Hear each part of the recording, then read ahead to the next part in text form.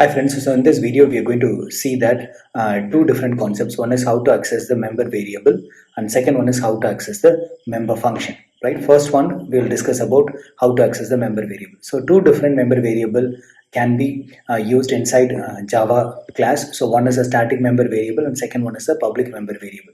So others also available, but here we are going to see that only two different types, right? One is a static member variable and second one is a public member variable, right?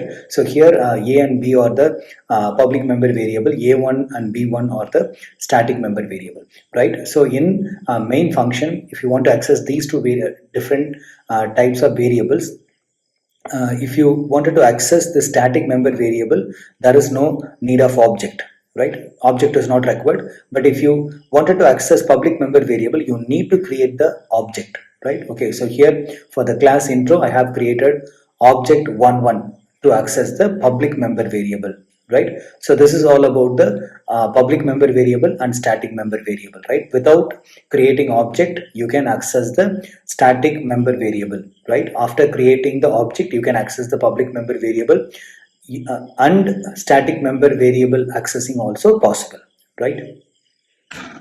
And the same way, we can access the static member function as well as with the public member function, right? So in the screen, you can see that two different functions I have used. One is static void add. This is the static member function, right? So here I have used to access a1 and b1. That two are the static member variables, right? Okay. So for this member function, so there is no need of object. So directly I can call this member function. I can be executed and displayed a1 and b1, right? And second one is public member function. So public void add 1. So this is my second function, that is public member function is inside the Java file, right? Okay. So here if I wanted to call this particular function, if I wanted to execute this particular member function, I need to create the object, right? So here I'm creating the object for public class intro. So using that object, I'm going to call this public member function, right? Okay. So with the help of this object, you can access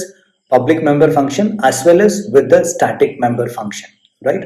That's all. So this is all about your public member function and the static member function, right? Okay. In this video, we have discussed about two different concepts. One is how to access the member variable and second one is the how to access the member function. So in the member variable, two different things we have seen. So many types are available, but we have discussed only two, right? One is static member variable and second one is a public member variable.